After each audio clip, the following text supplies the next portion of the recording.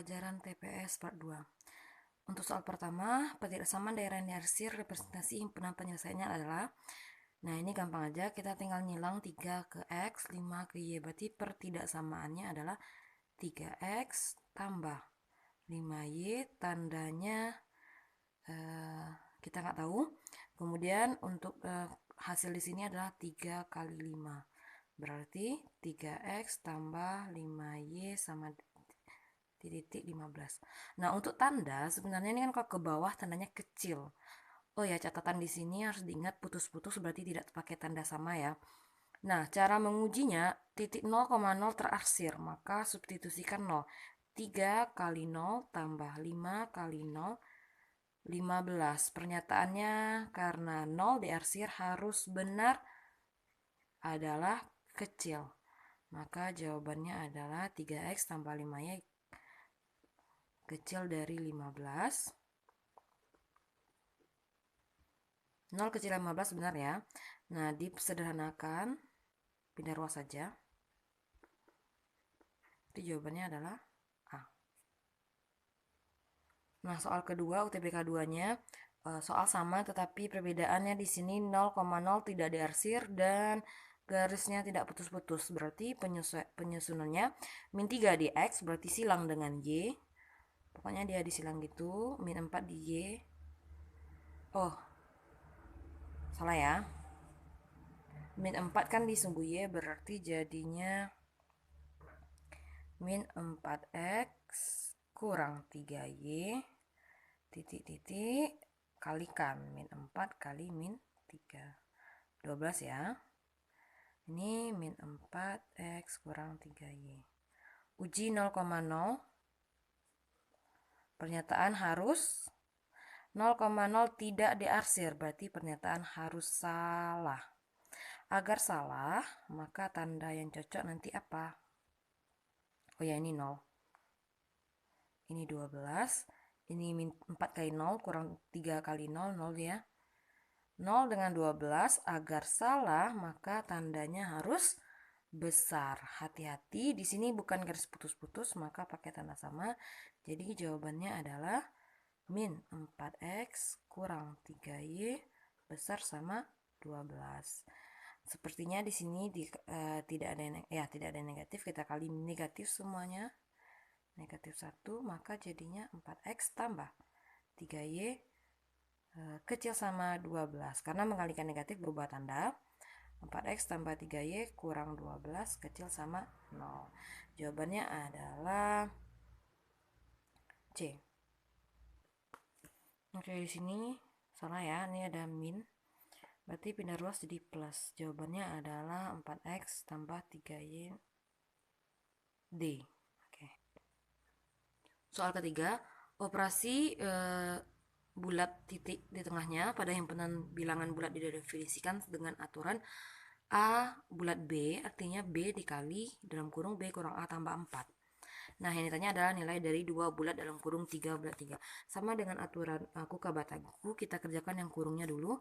Berapakah nilai dari 3 bulat 0? 3 bulat 1. Berarti ikuti aturan yang ada di sini. Di soal nyatakan adalah B, ya, ini sebagai A, ini sebagai B. B dalam kurung B kurang A. B-nya 1 dalam kurung 1 kurang 3 tambah 4. Oke, berarti jadinya 1 kurang 3 tambah 4, 2 ya. Itu jawabannya 2.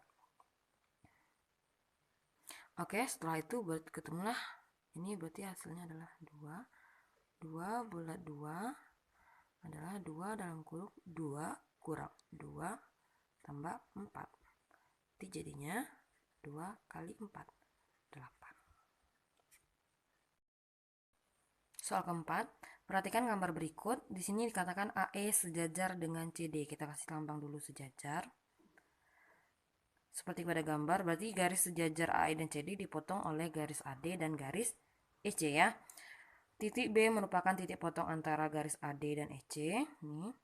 Jika titik P 43 derajat, titik Q 78 derajat, ini P dan Q, maka nilai X adalah, nah konsep di sini adalah pelajaran SMP kelas 8, kelas 7 sekarang,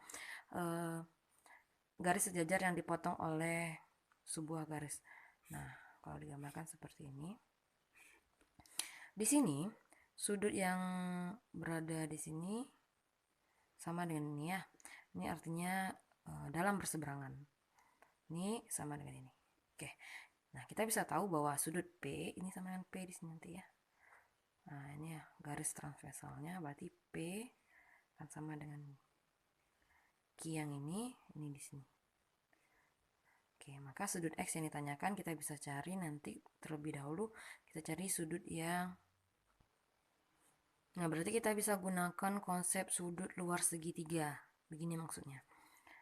Sudut luar segitiga itu, nah, ini ada sudut A, sudut B, C, ini ada X misalnya. Nah, X ini adalah sudut luar segitiga. Cara mencari X, jumlah dari sudut dalam segitiga, tetapi yang tidak berdekatan, yaitu A tambah B. Jika di sini ada sudut luar Y, mencari Y adalah sudut dalam yang dijumlahkan yang tidak berdekatan dengan Y adalah A tambah C. Maka mencari X ini adalah, dia itu adalah sudut luar dari segitiga ABE, ya kan? Maka mencari X adalah jumlah dari P tambah Q. P-nya 43 tambah 78. 8 tambah 31, 11, 121 derajat. Jawabannya adalah D. Oke, soal kelima, perhatikan gambar berikut. Segitiga sama kaki AC sama dengan DC. Titik B terletak pada AC. Jika P37, Q78, maka nilai X adalah segitiga sama kaki, sifatnya sudut pada kakinya sama besar. AC dan DC, berarti titik puncaknya di titik C, di puncaknya. Sudut A sama dengan sudut D. Akibat dari sama kaki tadi, sudut A sama dengan sudut D. Kemudian, nah sudut yang puncaknya kan sudut titik C ini nilainya 78. Maka kita bisa cari sudut A dan sudut D. Sudut A tambah sudut D tambah sudut C sama dengan 180. Ini sama besar, kita anggap 2Y ya kan. Sudut C-nya itu sama dengan sudut Q, ini nilainya 78. Sehingga Y-nya berapa? 180 kurang 78, 102 bagi 2, berarti 51 ya. Maka dapat disimpulkan bahwa sudut A 51, sudut D juga 51. Nah, di sudut D ini kan ada titik P ya. Titik P sementara udah kita ketahui 37. Kita bisa cari sudut yang ini. Kita lambangkan dia dengan R lah. Ya. Nah, di D ini adalah jumlah dari P tambah R. Yang D ya. 51. Si P itu 37. Sehingga kita bisa tahu R adalah 51 kurang 37, 14 ya. Oke, berarti coba sekarang perhatikan segitiga BCD. Nah, ini 14, Q 78. Yang ditanya X. Sifat yang soal sebelumnya, yaitu menggunakan sudut luar. Sudut luar ini jumlah dari yang di dalam.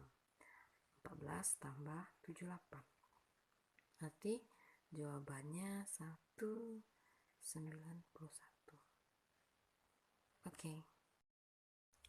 Oke, kenapa tidak ada isinya? Ternyata admin salah tulis soal. Sebenarnya di sini adalah 50. Coba adik-adik di rumah cari jawaban yang benar. Nah, karena kita udah buat angka 78 nggak apa-apa juga. Hasilnya adalah 91. Soal yang benarnya 50 ya. Soal ke-6.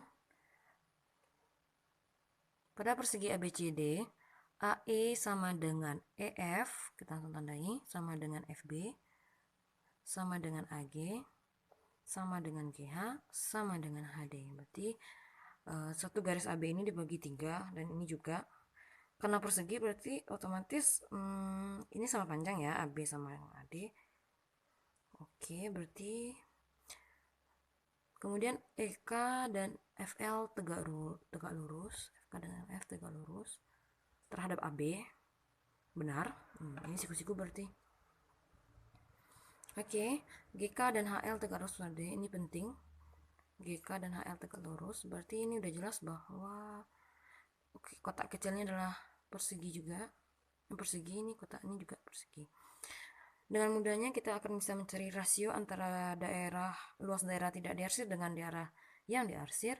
Kasih garis bantu aja di sini. Karena mereka membagi sama panjang semuanya. Oke, nggak lurus. Nah, boleh dilanjutkan sampai di sini. Nah, kita bisa tahu bahwa terbagi atas 9 kotak. Tidak diarsir itu ada 3 banding yang diarsir. Jangan terbalik ya. Tentu sisanya 6. Berarti perbandingannya 1:2. Rasio antara jumlah uang yang dimiliki oleh Agung, Budi, dan Citra adalah 2:3:5. Agung, Budi, dan Citra adalah 2:3:5. Selisih antara jumlah uang Agung dan Budi, berarti Agung dan Budi selisihnya adalah X. Maka jumlah total uang Budi dan Citra. Nah, yang ditanya adalah jumlah dari Budi dan Citra. Ini yang ditanya ya. Untuk menjawab ini, pakai konsep yang diketahui per yang ditanya kali yang ditanya. Yang ditanya per yang diketahui kali yang diketahui. Yang ditanya Budi dan Citra. Maka kita bisa jumlahkan Budi dan Citra karena jumlah ya. Berarti 3 tambah 5 per yang diketahui selisih uang Agung dan Budi X. Maka selisih Agung dan Budi yang lebih besar Budi, berarti B kurang A nya adalah 3 kurang 2 berarti 1. Nah, ini sebenarnya 3 kurang 2 dikali yang diketahuinya adalah X rupiah. Maka jadinya 8/1 kali X. Jadinya 8X. Oke, jawabannya adalah D. Soal nomor 8. Pembelian suatu celana diskonnya 30%, sedangkan satu baju diskon 10%. Jika harga awal satu celana dan satu baju adalah P rupiah, harganya berarti sama ya, P rupiah keduanya, maka jumlah uang harus dibayarkan. Diskon ini artinya potongan harga, dipotong 30%, maka yang harus dibayar dari sebuah pembelian sebuah celana adalah 70%, ya kan? 70% kali P, yaitu 7/100, 70/100 kali P, 7/10 P. Sementara untuk baju, diskon atau potongan harga 10%, maka yang harus dibayarkan adalah 90%. Nah, kenapa harus kita gitu kan? Karena intinya adalah yang harus dibayarkan. Fokus ke sini aja. 90% berarti 90/100 kali P berarti 9/10 P. Sehingga totalnya yang harus dibayarkan sebesar jumlah berarti tambah 9/10 P. Alhamdulillah penyebut udah sama. 16/10 P sederhana menjadi 8/5 P. Oke. 70 ngerti kan datangnya dari mana? Itu adalah 100 kurang 30, 90, 100 kurang 10%. Lanjut soal ketiga 9, itu mengenai susunan ya, berarti ini bilangan ganjil 5 angka yang 5 angka. Oh, ini yang memuat semua angka 1, 2, 4, 6, 9 angka terpilih sebanyak 5 digit. Ada sebanyak, berarti kita tandai di sini kata ganjil. Syarat ganjil berarti satuannya harus bilangan ganjil. Kita sediakan 1, 2, 3, 4, 5 kotak ya. Kalau ada syarat ganjil genap itu yang harus diisi adalah bagian satuan. Ini bagian satuan yang paling belakang itu ganjil, berarti ada 2 pilihan. Sementara berarti karena di sini harus memuat 5 angka. 5 angka yang ini berarti tidak ada yang berulang karena jumlah angkanya 5, yang diminta adalah 5 juga, maka tidak ada yang berulang. Sehingga nanti yang di depan ini tidak boleh ada yang sama. Jika sudah terpilih 1 atau 9, pilihan tinggal berkurang 1 tinggal 4, kemudian ada 3, 2, 1. Maka untuk total seluruhnya 4 kali 3 kali 2 kali 1 kali 2, 12 kali 4, 48. Jawabannya D. Soal 10, bilangan ganjil 7 angka yang dapat dibentuk dari semua angka 1, 2, 4, 8. Dengan semua angka selain 1 muncul tepat 2 kali.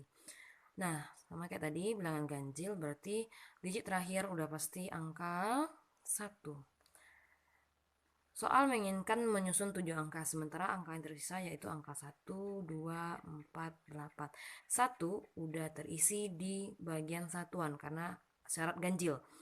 Nah, berarti 2, 4, 8 ini pasti akan muncul sebanyak 2 kali. Nah, berarti kita akan menyusun 6 kotak ini lagi menggunakan rumus permutasi unsur yang sama. Nah, kotak tersedia ada 6, bilangan yang akan dimasukkan itu ada 22, 44, 88, maka cara menyusunnya banyak susunannya adalah 6 faktorial per permutasi unsur yang sama, angka 2, 2 buah, angka 4, 2 buah, angka 8, 2 buah. Ke 1 udah pasti di belakang. 6 faktorial 6 kali 5 kali 4 kali 3 kali 2. Stop di 2 faktorial. 2 faktorial 2 kali 1, 2 kali 1 kali 2 faktorial yang terakhir. 2 coret 6, 3. 2 coret 4, 2. Sehingga jadinya 3 kali 5 kali 2 kali 3. 6 kali 15, 90. Jawabannya adalah B. Soal 11 tentang peluang. Dalam suatu kompetensi, peluang menjadi juara tim A 2 kali tim B. Jika dalam kompetisi tersebut peluang tim B tidak juara 3/4, maka peluang tim A tidak juara adalah. Berarti peluang B tidak juara 3/4, aksen ya. Maka peluang B juara 1 kurang 3/4. Total peluang peluang B tambah peluang B aksen kan 1/4. Nah, di sini dikatakan bahwa peluang juara tim A berarti itu A saja, nggak pakai aksen. 2 kali peluang juara tim B. Maka 2 kali 1/4. Peluang tim A menjadi juara setengah. Peluang tim A yang tidak menjadi juara aksen yaitu 2 kurang setengah. Setengah 50-50. Jawabannya adalah C. Terdapat 2 kotak dengan tiap kotak berisi 10 bola bernomor 1 sampai 10 dan tiap kotak diambil 1 bola secara acak, peluang terambil 2 bola bernomor berbeda. Nah, sebelum menjawab ini kita cari dulu semestanya. Ini hampir sama dengan soal pelambungan 2 dadu. Jika 2 dadu semestanya adalah 6 kali 6, 36. Nah, ini kan beda cerita, dia mengenai kotak, ada 2 kotak, kotak 1 ada 10 bola, kotak 2 juga. Nah, maka semestanya di sini kita bisa cari yaitu anggota di sini 10 kali 10 100. Nah, gitu ya. Kemudian untuk mencari anggota kejadian yang ditanyakan, mencari 2 bola dengan nomor berbeda tentu banyak sekali. Nah, kita cari dulu kejadian dari nomornya yang sama saja ya. Seandainya di sini terambil 1, di sini 1 juga. Berarti ada contohnya 1, 1. Apalagi 2, 2 itu artinya terambil sama. 3, 3. Sampai terakhir 10, 10. Ya kan? Berarti semuanya ada. Oh, ini belum NA, ini A aja. Maka banyak kejadian A, yaitu yang pengambilan terambilnya 2 bola dengan nomor yang sama, ada 10 buah. Maka peluang kejadian A ada NA per NS 10/100. Disederhanakan jadinya 1/10. Maka peluang yang ditanyakan terambil 2 bola dengan nomor berbeda. Ini kan dengan nomor sama. untuk nomor berbeda, berarti artinya peluang A aksen. 1 kurang 1 per 10. 9 per 10. Jawabannya adalah D.